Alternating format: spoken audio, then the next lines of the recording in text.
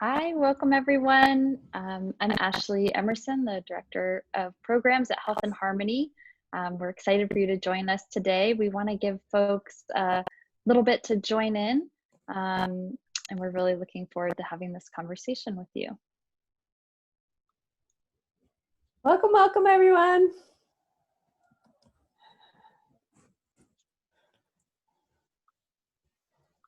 We're seeing the numbers go steadily up, so we'll keep waiting a little bit here till everyone is comfortably on. Give it a few minutes.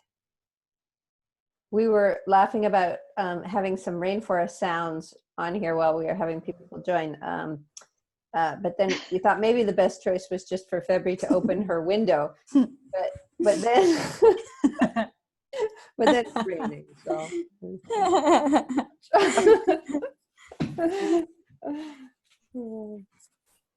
I think maybe not to show the slide here because I'm afraid the time will be very limited and I will difficult to find. Okay, that's fine. Great. Okay, well, let's go ahead and get started. So thanks again, everyone, for joining us for this webinar today. Today's event is all about women leaders and how they are addressing the COVID-19 pandemic, specifically in Indonesia, and their work through advocacy both at the local and national level. So as we know, the COVID-19 pandemic is still a major threat, especially to rainforest communities. And today we are joined by some remarkable guests and leaders from Alam Sehat Lestari, which you'll hear us refer to as ASRI quite a bit, and our founder, Dr. Kinari Webb, who will be moderating.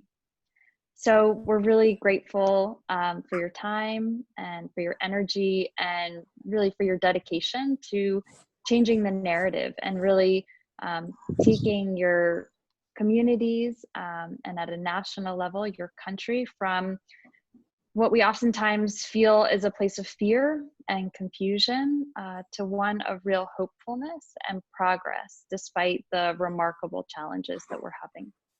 So we also just want to note that in this critical moment of social and racial justice that we're experiencing, that this is a lens through which we work. It's a foundational framework for us at Health and Harmony and at ASRI, and it really is what upholds our planetary health ambitions. So the gravity and importance of this work really can't be understated in all that we do. So I just want to take a quick moment to introduce our panelists. We have Febri, who is the Executive Director of ASRI.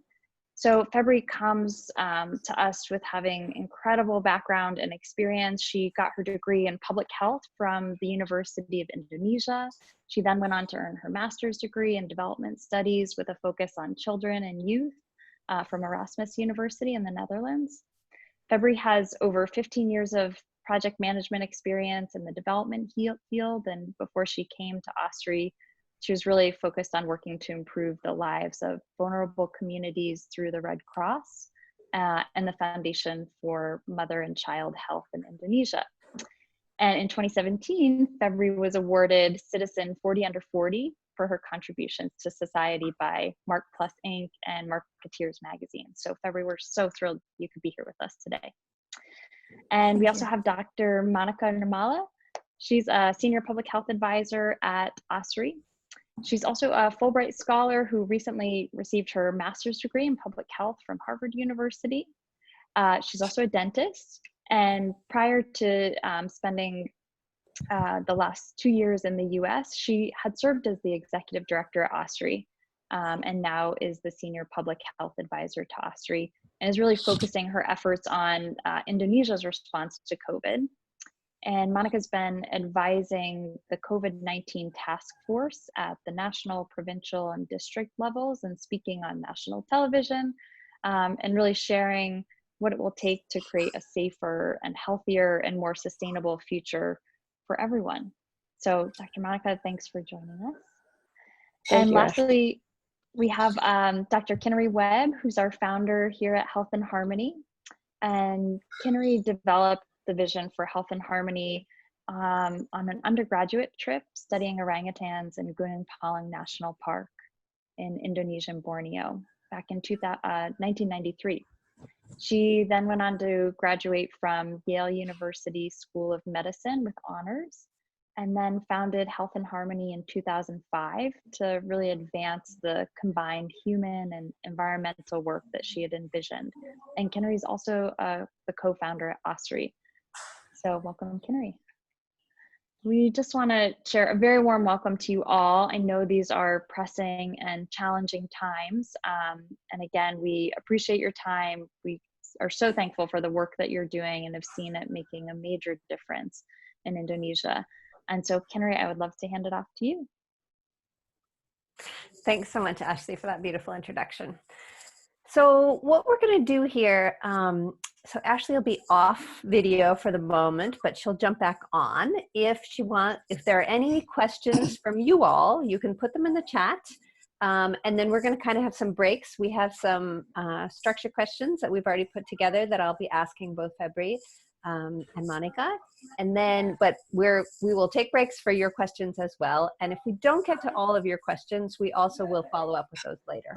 So feel free to type whatever you want in. So let's start, Febri. Can you tell us how COVID-19 is doing in Borneo and what has been happening in West Kalimantan and in the region where we work and how things are going? Yes, thank you, Dr. Kinari. So for COVID in Borneo, we're kind of lucky because it's not as massive as in big cities like in Jakarta or Surabaya, where the confirmed cases are so many. In West Kalimantan, so far we have 359 confirmed cases with 4 deaths, which means about 1% fatality rate. So, and this is, I think it's much better than in Indonesia in general, that I've seen it goes to around 5% fatality rate. So yeah, it's pretty good. It's pretty, most of the districts in West Kalimantan is now in green and yellow zone. So no red zone. Thank you. So Monica, can you tell us more what's going on a national level in Indonesia? I know that it's been focusing more on the cities, although we also know in the 1918 pandemic that that the flu season there just came later in the rural areas. So we're still very on edge. But go ahead, tell us about the national level. Yeah, thanks, Kinari. So nationally, the COVID cases keep going up. And it's not just going up, it's actually accelerating. And I mean, we now have around 90,000 cases. So Indonesian population is about 270 million. And then the confirmed deaths are around 4,000. Although, if you follow WHO standard for counting deaths, we will see around 14,000. Yeah, and it has spread to all provinces, and with weaker health systems than Jakarta, so it's a bit worrying. And we have one of the highest healthcare worker deaths in the world, so that's sad. About 2.4% of the confirmed confirmed deaths are healthcare workers. What else? Other than COVID, immunization has declined. A detection of other diseases like malaria, dengue, HIV are decreasing. So that's also a bit worrying. So I kind of see that as a ticking bomb. So we're trying to, speak about that as well in the national level. And socially, I think people now are pretty exhausted and bored. A lot of people cannot stay at home anymore. And we're dealing with lots of stigma also around COVID cases. So I would say COVID is like maybe like a magnifying glass to a broken system at every level. So it happens really fast, and now we see a lot of cracks in our systems, and yeah, it just makes it clear. Yeah, I think that's a beautiful way to put it. A magnifying glass to show all the cracks in the system. And boy, that's happening globally, not just in Indonesia. Particularly, yeah, the US is really seeing that as well. Febri, can you give us more of a view on what it's like to care for individual patients at ASRI and how that's gone when you had to take care of COVID patients? Yeah, ASRI got an experience. We had 2 cases that was taken care at ASRI, and those were the first and second case in the district. And so at that time, when we suspect the cases, we report directly to the district health office. We monitor closely together with the district health office. And once it is confirmed, we provided the isolation facility. We help with the treatment. I mean, not us giving the treatment directly, because we're a clinic and they have to be treated in the hospital. I mean, just for checking the time, because it was only the mild symptom that needed to be checked by the specialist. And so we help with that, with the transfer to hospital whenever they need checked. And obviously, when it becomes confirmed cases, we coordinate closely with not only the district health office, but also the government, because government really concerned on the cases, coordinate closely with the hospital and some other offices, even police office, media. So yeah, we do all the best that we can do to help actually the patients. Yeah, it's really interesting because I think you all really set yourselves up well. We hope that there are not a lot more cases, but you all really were able to learn quite intensively with these cases. So I think that's really good. And you helped the whole Regency learn and the government learn. So yeah. I'm curious for you both, like, what is the narrative in Indonesia? How are people telling the story about COVID? And Monica, maybe you can talk about that on the sort of more national level, and then Febri, how the communities are talking about it, and how ASRI has really also been addressing stigma.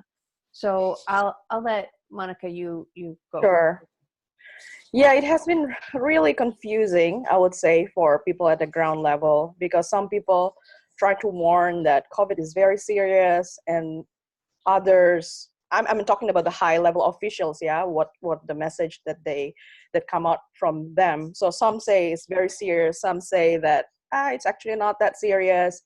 So I think there has been confusion, and there's a communication crisis, I would say, in terms of messaging, and we haven't been really good at mobilizing at the ground level in terms of what COVID is and what it means, what we should do, and all that.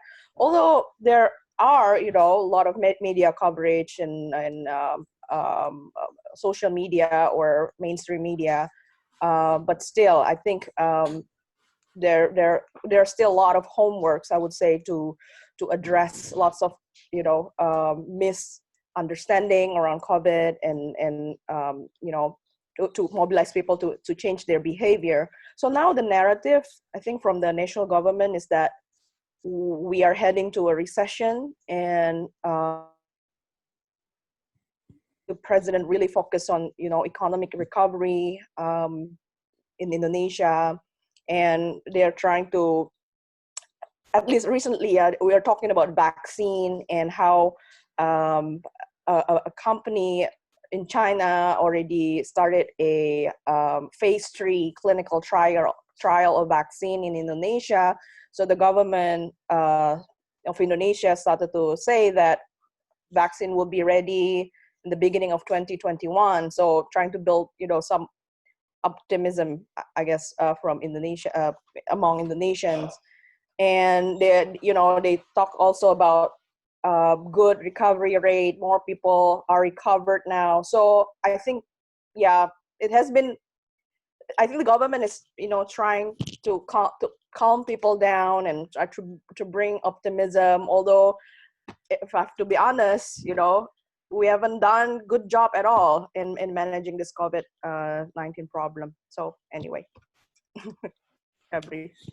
Febri, what's the story in the rural communities? What's it like around ASRI? What are you hearing among them, and how is that going with stigma, and what is ASRI doing about it? Yeah, this is the real experience because we were taking care of the positive cases, the confirmed cases. So after, I think at the first month, after everyday news about COVID is seen as a super scary thing. This is a super deadly and can spread so easily. That is what we feel that people perceive, which leads to stigma, to suspect, to confirm cases, and even the health providers serving the cases. So it's all for us. We understand that this is because of lack of education, lack of knowledge about this novel thing. So education is very crucial to government, to community, and for us ourselves. So we're really okay. This maybe later we can also share like how ASRI can trying to manage the situation. We feel it's very challenging to fight the stigma because it will not only be affecting the patients, but also like people are afraid, worried to check their whether they are positive or not, because the stigma is very, very threatening. And nowadays, it's funny that after this super scary, this is very serious, nowadays it looks like people are much more relaxed with many more confirmed cases, and people seen that many are survived. So in terms of COVID prevention, it's going different way. I see that the government said new normal. The people think it's now normal. So it's less careful, less awareness. This is something that we need to, again, to remind the community. Maybe you can talk about how you as a woman and the other women on the team are really stepping up to educate the community, to help fight stigma, to do all this really powerful work on the ground too.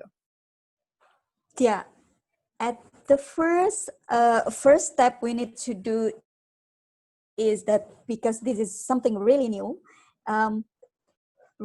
in our life, never experienced this situation. So what we need to do is to educate ourselves.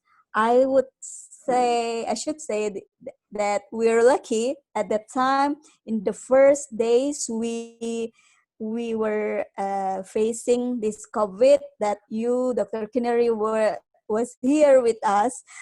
That helps really much to increase our awareness, because as the common people, we were at that time just so relaxed and saying that, oh, maybe it will not come to Kalimantan, to this rural small town in Kalimantan.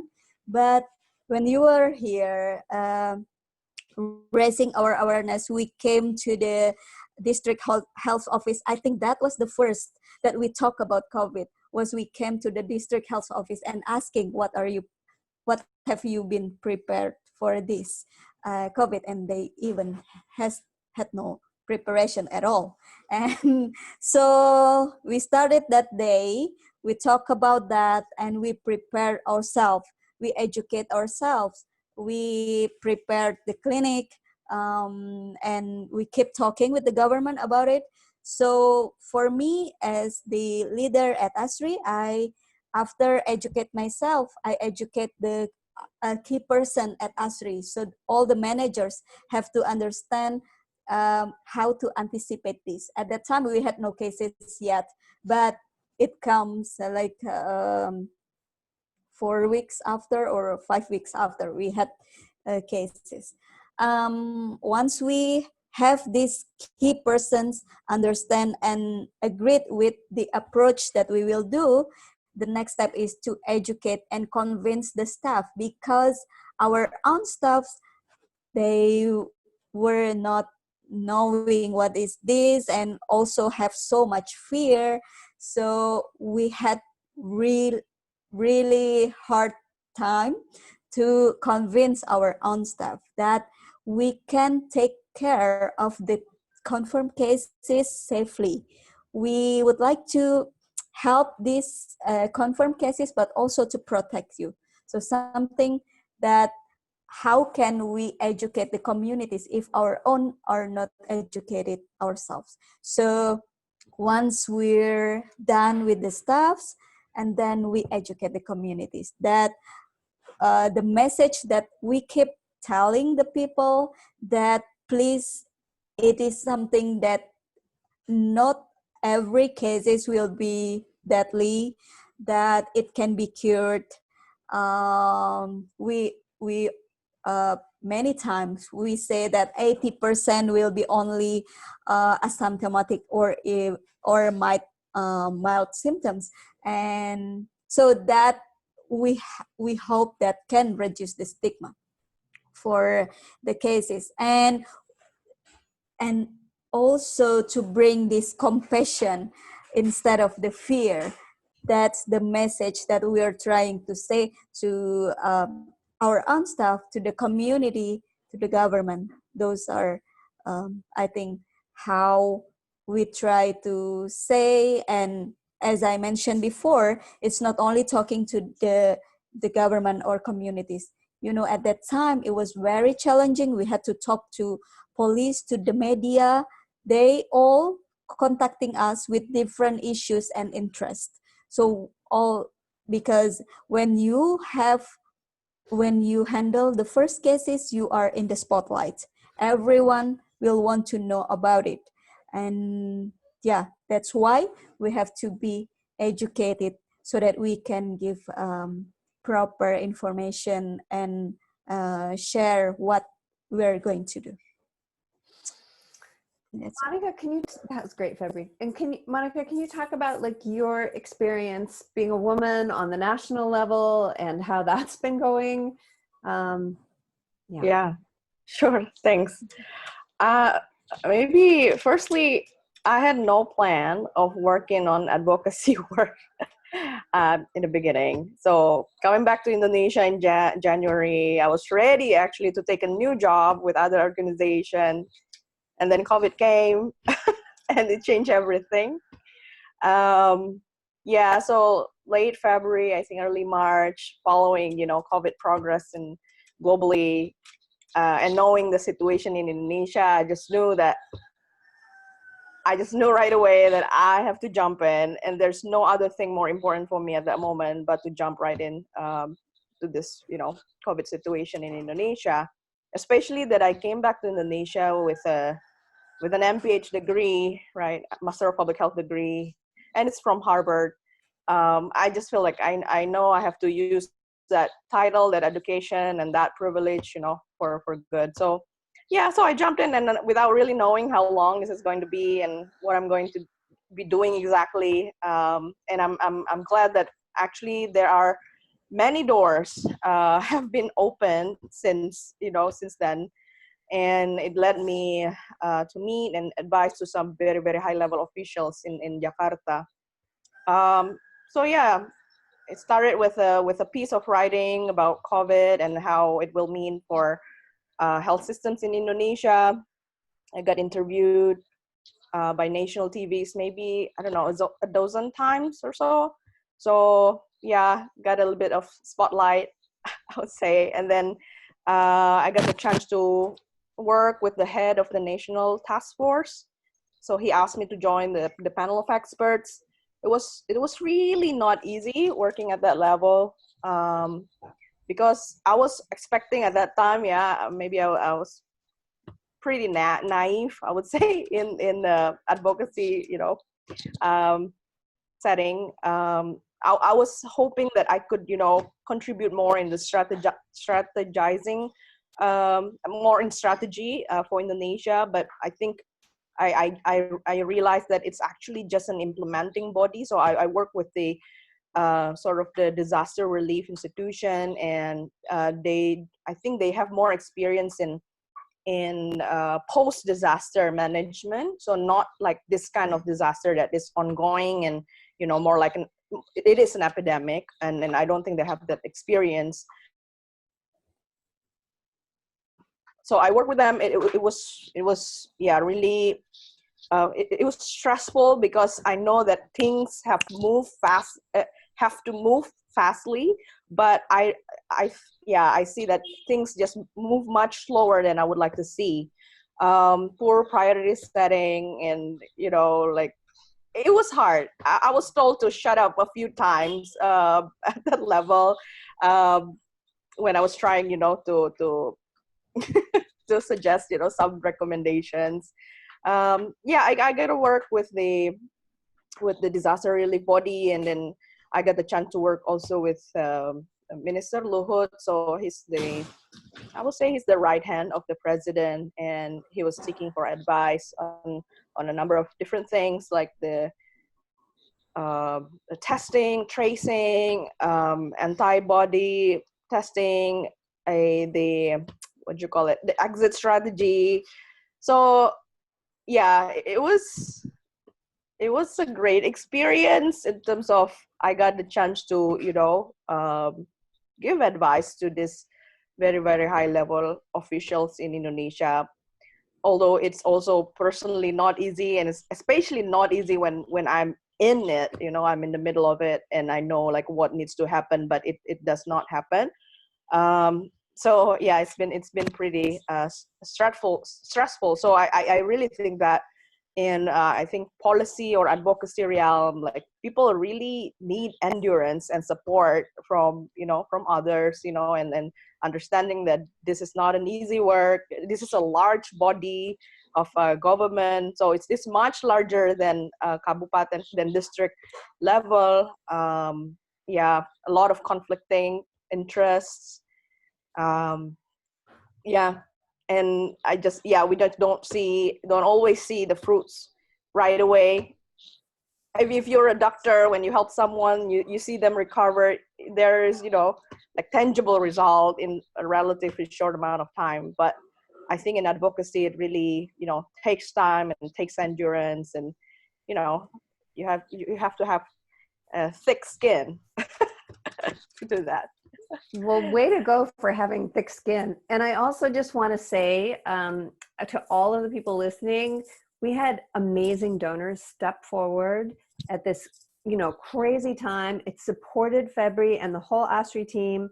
Not only were they able to do all of their local advocacy work, all their local education work, and caring for patients, they also got protective gear, not only for themselves, but for the government as well. And we were also able to pay Monica salary so that she could do this work. And that...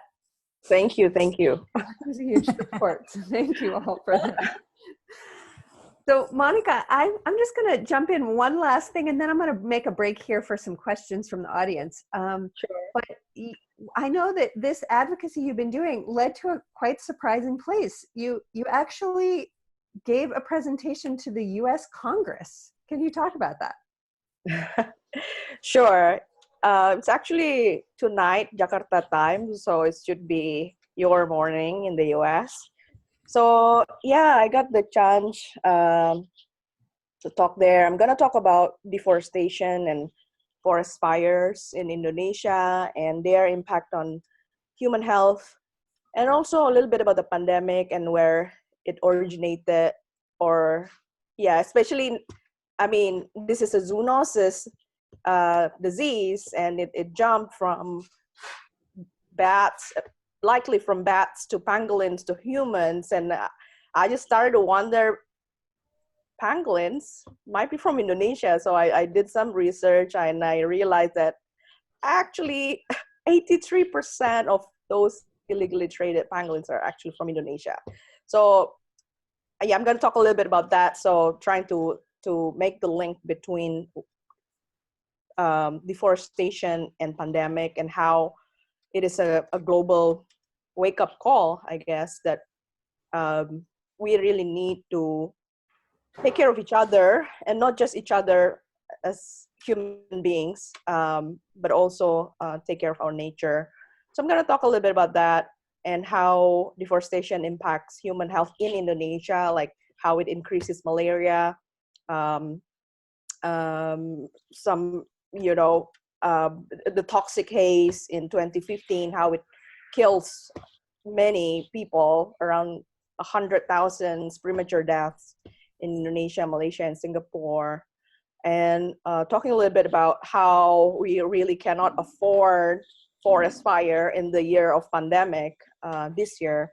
So yeah, and trying to talk from a public health perspective, and also from my personal experience in Kalimantan, and also in the US, because I spent my summer traveling in the US, and I'm amazed to see, you know, national parks and nature preserves in the US. And I would like to see more Americans to step up, and I would like to see the same level of preservation of natures outside of the US. So that's the message that, yeah, I'm gonna talk about later tonight.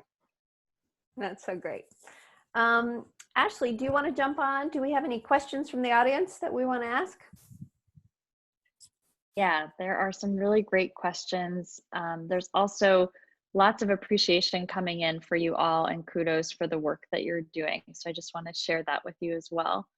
One question that we had come up was, how has this pandemic prepared you for future pandemics or future climate shocks that we're also thinking about? Perhaps this is the first of many to come. Febri, you want to take that one first? Yeah.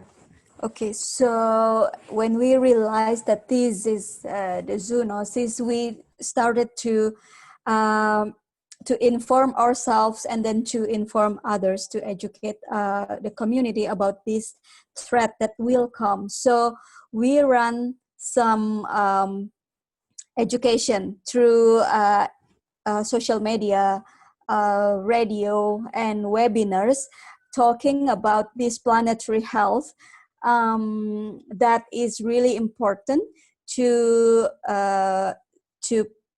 prepare ourselves for the future pandemics. So in our every webinar session, we also remind the community to take care of the earth, to take care of the forest.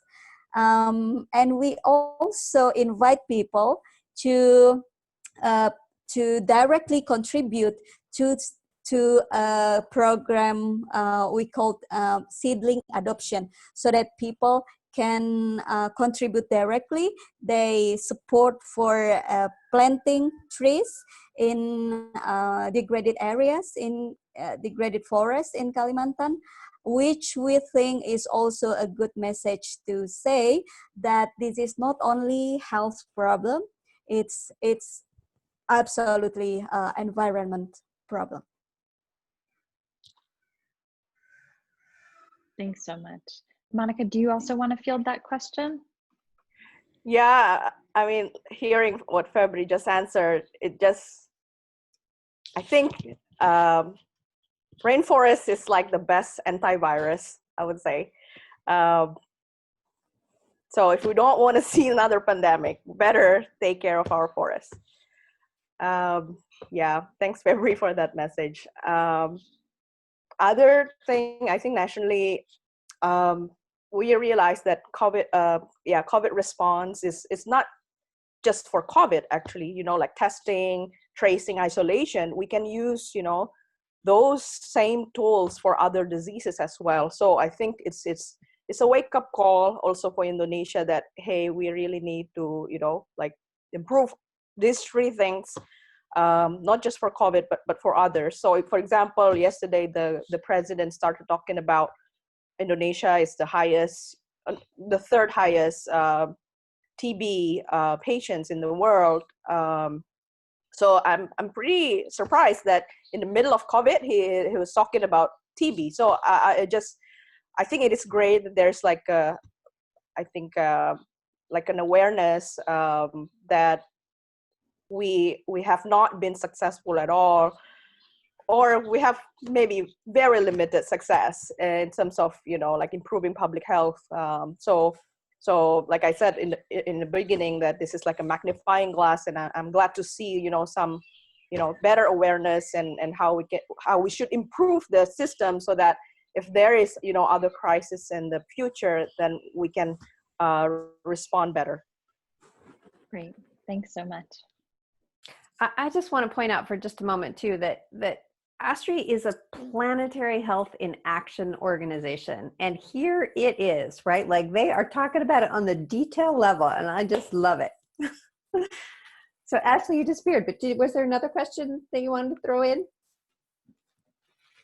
There are lots of great questions. I know, Kinari, you also have lots of great questions.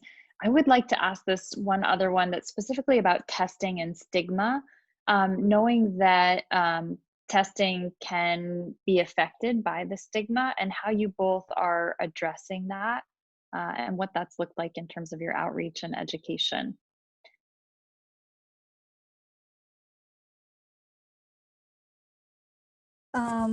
For the testing, we had a long discussion about this for the antibody test, which really, yes, as you mentioned, disease can be affected also by stigma. In this small town, from our experience, if you have reactive tests on your antibody test, then the stigma already started. People will be very isolate you because so afraid that it will turn positive.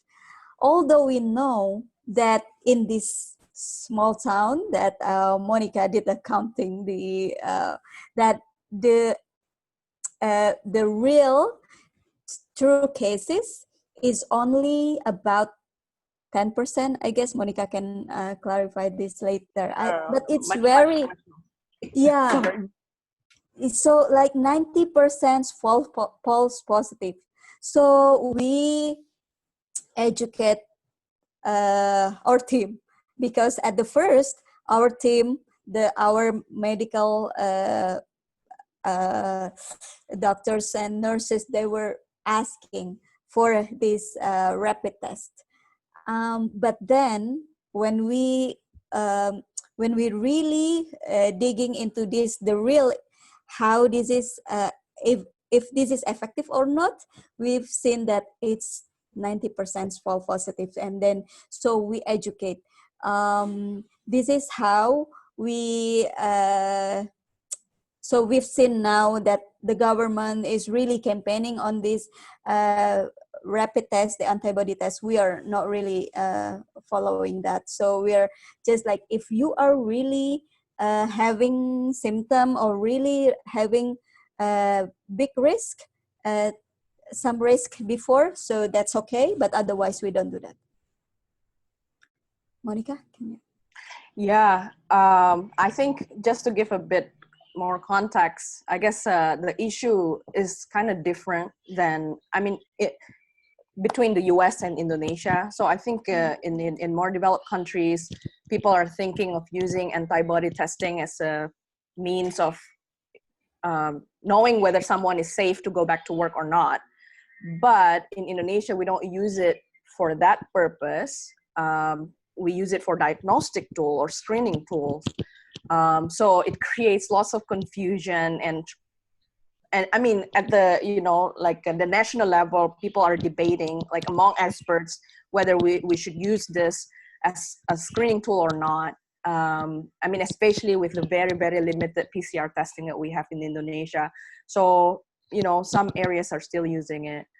What else? Oh, also for ASRI, I introduced an innovation, I would say, that some colleagues of mine from Harvard Alum Club of Indonesia, they are developing a machine learning calculator to know the likelihood of someone getting COVID or not.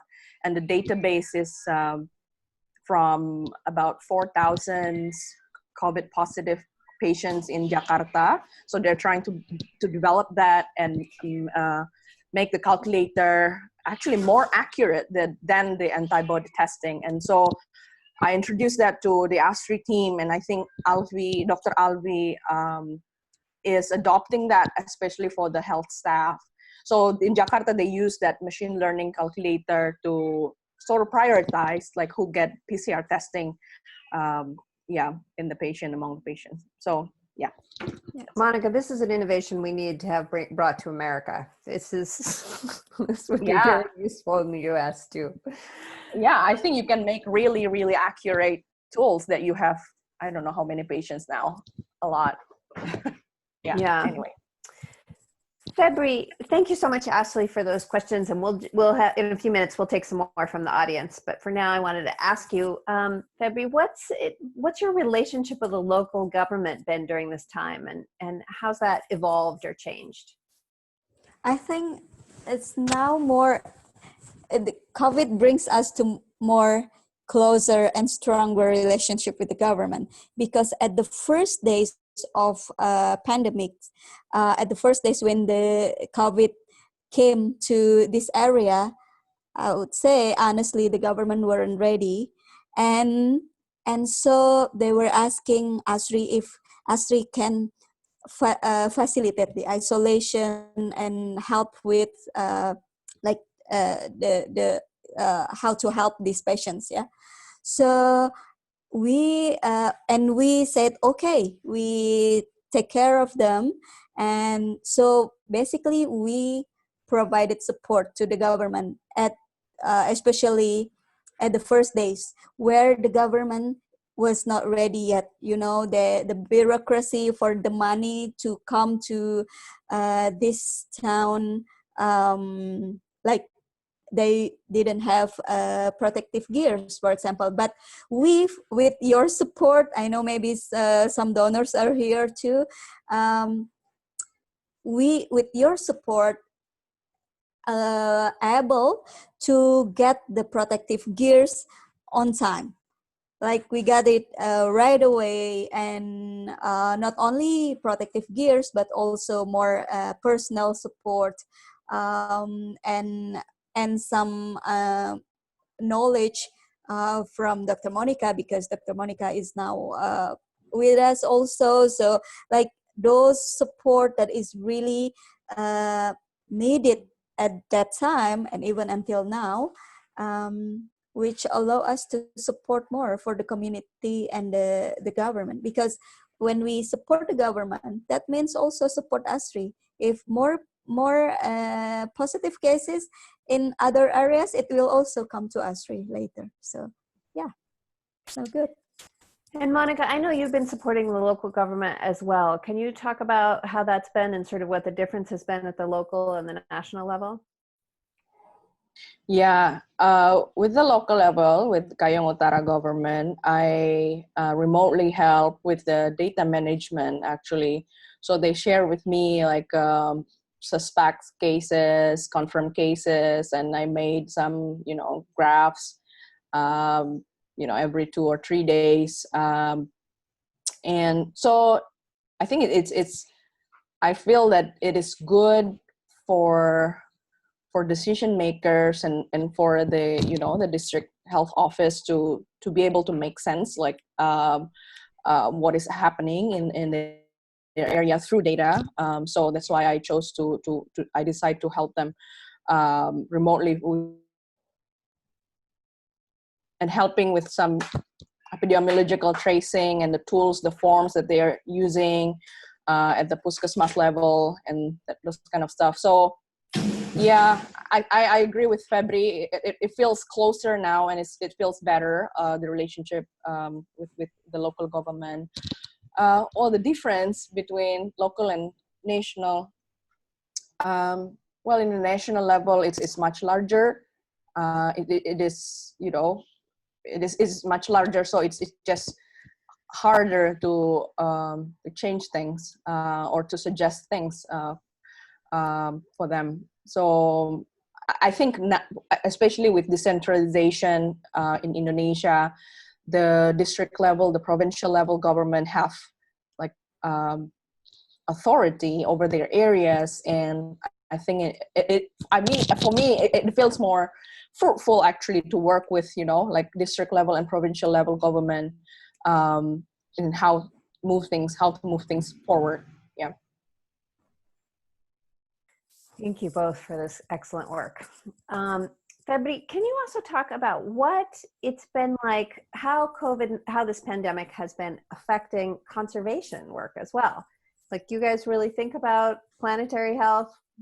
How's it affecting rainforest protection? Because I know that's what we do as well. Yeah, for the first month after it came, the activities were our activities were reduced significantly, you know, because limited all people like limiting the activities. So the reforestation projects were delayed.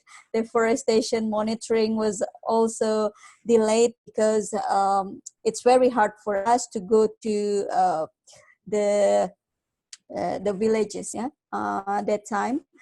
But now it's back.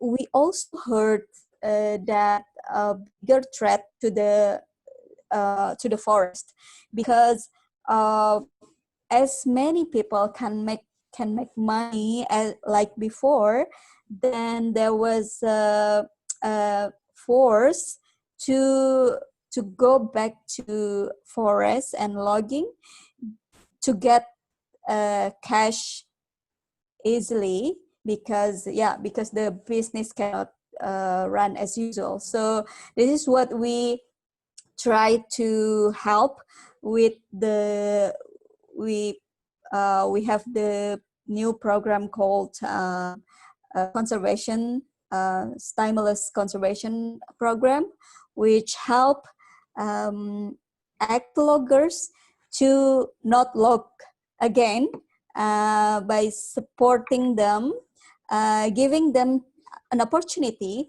to grow seedlings, where we will buy seedlings from these ex-loggers. So that way we hope that it can help them not to go back to the forest. Sorry, that's so cool. And can I add one thing? Can I add one thing to that? So this is more at the national level, yeah. So with COVID, there has been like a shift for political, I think, direction, especially with the reallocation of budget, national budget. So there has been like a pretty big cut for forest prevention, forest fire prevention, about 50% budget cut for that. So it is really worrying, and what we are doing, I mean, at ASRI, maybe Febri can talk more, but I think at the national level, that's why we are now more involved in some advocacy work, again, you know, around COVID and forest fire, and try, you know, to bring this awareness to more people and the government officials that, hey, we cannot afford this. A lot more deaths will come our way if we don't stop the fire. Okay. So can you talk a little bit why there would be more deaths and what that relationship is that you see between forest fires and the pandemic? Yeah, of course. Yeah, I mean, both things attack our lungs. right? So it makes sense that, you know, like the toxic haze is very toxic for our body. It creates inflammation, pulmonary inflammation, and systemic inflammation. And, you know, it makes people more susceptible contracting COVID. And also there's a study saying that areas with more pollution have higher deaths from COVID-19. So I think it is too early to say that, you know, toxic haze will create more deaths of COVID, but it's just very logic that it would happen, you know. I mean, we haven't seen forest fire much now, but I think the link is very clear. Yeah, I really get that. It's very scary. Ashley, do you want to jump in with another question? Yeah, I have two more questions. There were some wonderful questions that came in, so thank you all for the feedback and sharing your questions. And I'm going to ask both of them because I know we don't have much time left, but I think they're both really important.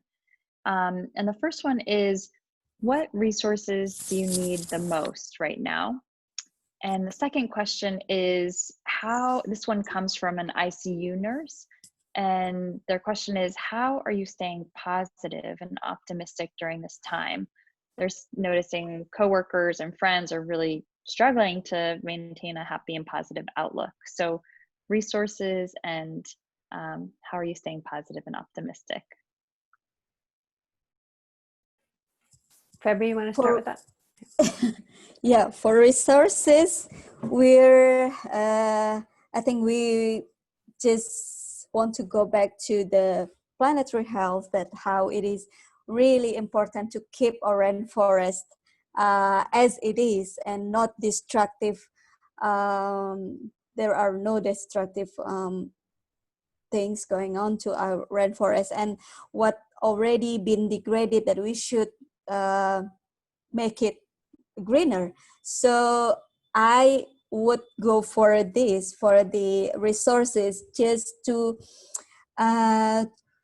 bring back our forest, and so it can be, as Monica said, the antivirus. So we need to preserve it to prevent for the next pandemic. So yeah, we would need that.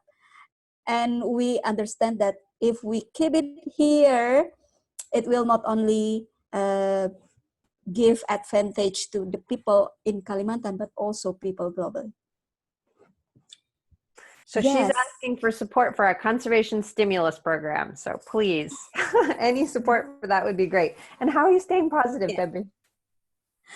I know it's been some rough months. It's been some my God, it was so hard. Yeah, staying positive, talking with the other leaders, with the other women leaders who have this big compassions, which really helped me. I would say, I cried. And then when Kinari said, everyone has fear, but compassion should come first, that relieves me. And I started to tell everyone about it. And then it makes us in positive. It brings positive energy, really. What about you, Monica? How you doing? How you staying positive there in Jakarta? And what resources can we get to you? It is a tough question. That's also my question. Like, how am I staying positive with all this? I would say for me, it is helpful for me to talk also with some friends that are actually on the front lines. So I don't know. I feel like they like people in hospitals, you know, residents at hospitals. I think it's helpful for me to hear directly from them and their, you know, struggle, and it just motivates me to do more, because sometimes I feel like I'm so tired of this. I don't want to talk about it anymore, you know. But then when I, get the chance to talk with my friends and at hospitals, I was like, no, they're portion is much harder than mine, so I need to do my role. So I think, yeah, staying positive, I think, yeah, have like some sense of solidarity, I would say, among health workers, public health workers. It helps me, and some, you know, self-care things like, you know, exercising, you know, communication with family and friends. I think that's helpful as well.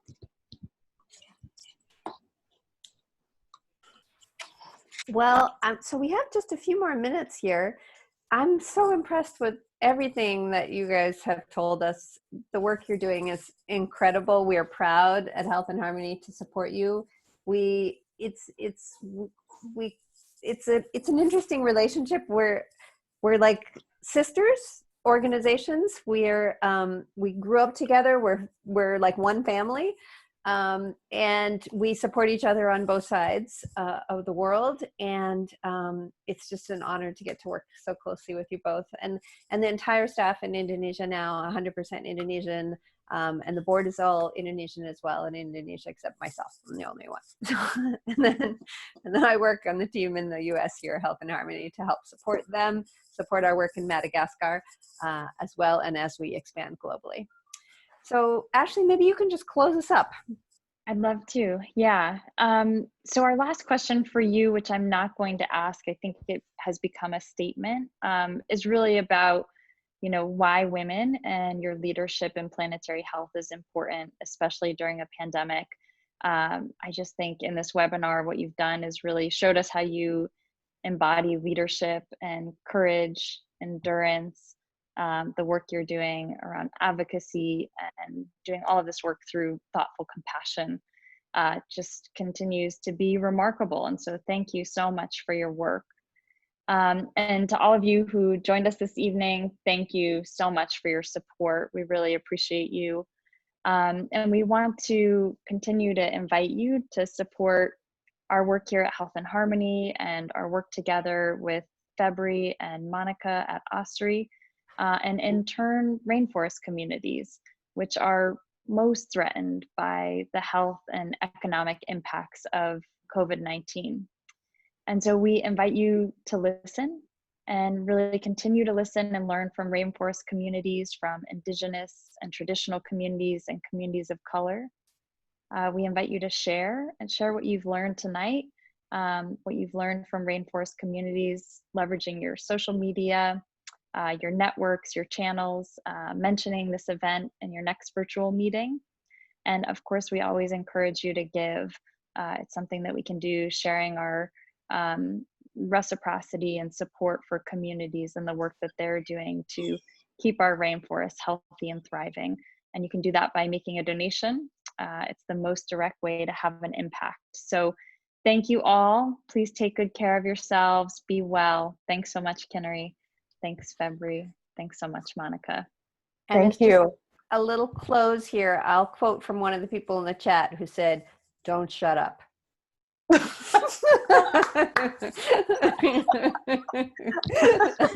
For sure. Thanks. Oh. Wonderful. Thanks all so much. Take good care. Okay, great. Thanks. Bye-bye.